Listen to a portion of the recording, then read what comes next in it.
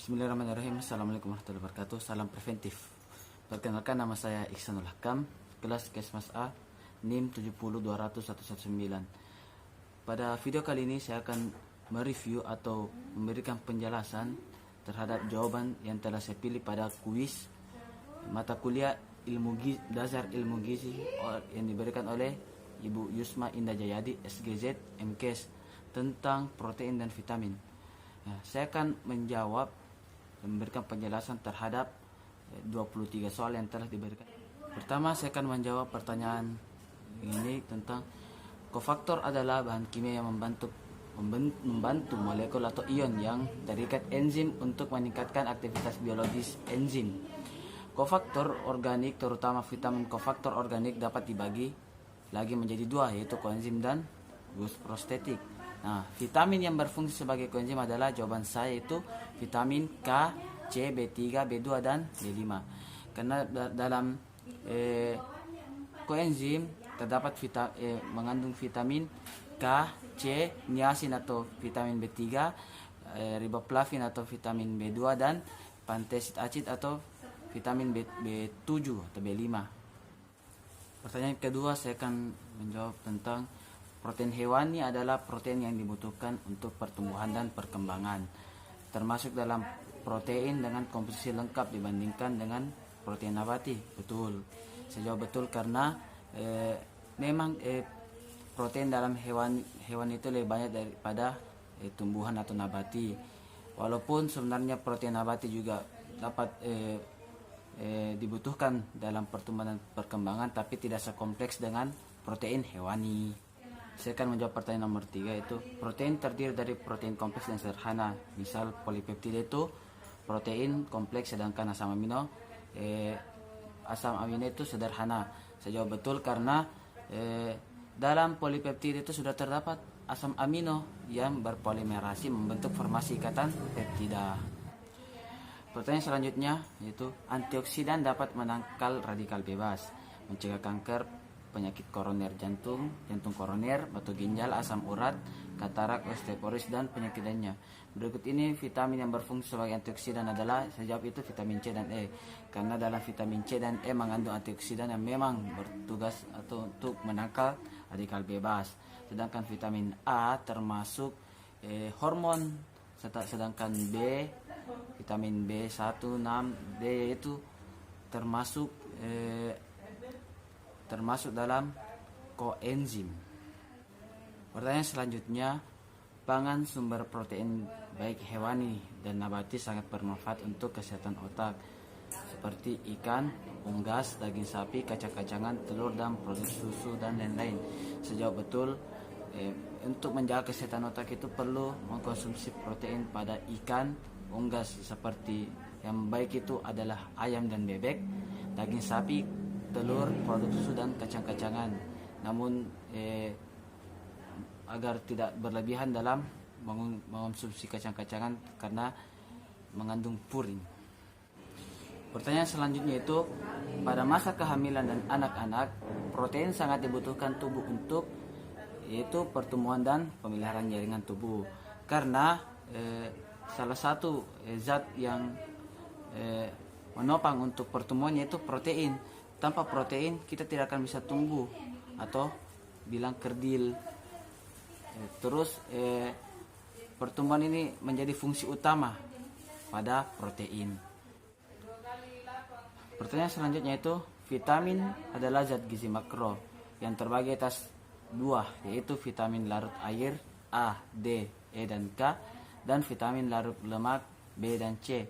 Pernyataan tersebut salah, malah sebaliknya. Vitamin yang larut air itu adalah vitamin B dan C, sedangkan vitamin yang larut dalam lemak itu vitamin A, D, E, dan K. Selanjutnya yaitu makanan sumber vitamin hanya terdapat pada sayur dan buah.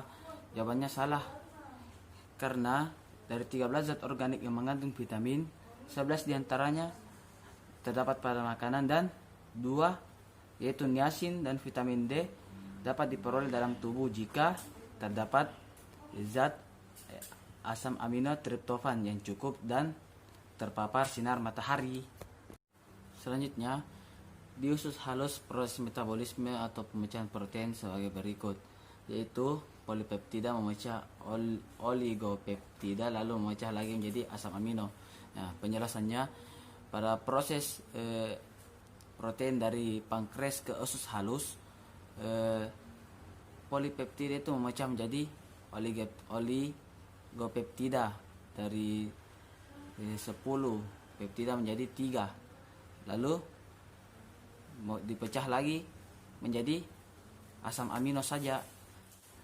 Nah, selanjutnya kekurangan protein dapat menyebabkan osteoporosis dan menyebabkan stres pada ginjal. Nah, pernyataan tersebut salah.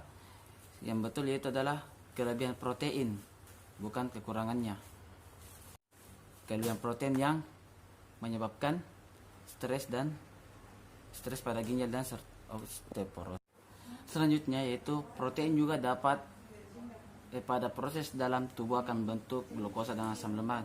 Pernyataannya betul karena pada protein terdapat asam amino yang dapat dipecah menjadi 3, yaitu glukosa, karbon dioksida, dan keton serta asam lemak. Selanjutnya, protein adalah senyawa yang paling banyak mengandung yaitu nitrogen. Karena pada protein banyak mengandung nitrogen baik pada asupan makanan maupun protein yang terbentuk dalam tubuh. Selanjutnya itu fungsi protein yang berkaitan dengan karbohidrat, protein, lemak, vitamin, dan mineral adalah yaitu sebagai enzim dan transportasi. Yaitu fungsi protein sebagai transportasi itu mengantarkan atau mentransportasikan substansi seperti lipid, vitamin, mineral ke seluruh tubuh. Selanjutnya, apabila kelebihan protein, maka saya akan mudah sakit dan dapat mengalami gangguan pertumbuhan khususnya bagi anak-anak, anemia dan kwashiorkor atau gizi buruk dan gejala klinis muka bulat. Pernyataannya itu salah. Yang betul itu yang menyebabkan kwashiorkor, gangguan pertumbuhan bagi anak-anak, anemia dan hipotermia semacamnya itu karena mengalami kekurangan protein, bukan kelebihan protein. Selanjutnya, asam amino esensial rata-rata termasuk dalam asam amino apabila tidak digunakan dapat dibuang. Berbeda dengan asam amino non esensial yang sangat diperlukan. Pernyataannya salah. Yang betul yaitu asam amino esensial yang sangat diperlukan. Jadi jika asam amino non esensial yaitu zat asam amino yang akan terbuang jika sudah tidak diperlukan. Selanjutnya itu maksud dalam gambar tersebut ialah yaitu kekurangan vitamin pada asupan sehari-hari dapat menyebabkan kematian dan kesakitan. Karena selain kekurangan vitamin itu mempengaruhi jaringan penyimpanan vitamin, status vitamin, mempengaruhi metabolisme sel dan fungsi dari fungsi dari psikologikal, dan ujung-ujungnya akan mempengaruhi kematian dan menyebabkan kematian dan kesakitan. Selanjutnya, protein yang diubah menjadi asam amino hanya kita dapatkan pada makanan saja. Jawabannya salah karena asam amino dapat diperoleh juga dari prekursor metabolisme lainnya. Pada tabel 12 dan 13 merupakan itu vitamin B12 dan E. Sebab jika kekurangan mengonsumsi vitamin B12 itu mengalami anemia megoblastik, degenerasi pada menurunnya saraf secara drastis, hipersensitivitas kulit dan glositis. Sedangkan untuk vitamin E, kekurangan vitamin E itu bagi anak-anak itu dapat anemia, menyebabkan anemia anak, dan untuk orang dewasa itu menyebabkan neuropati dan miopati.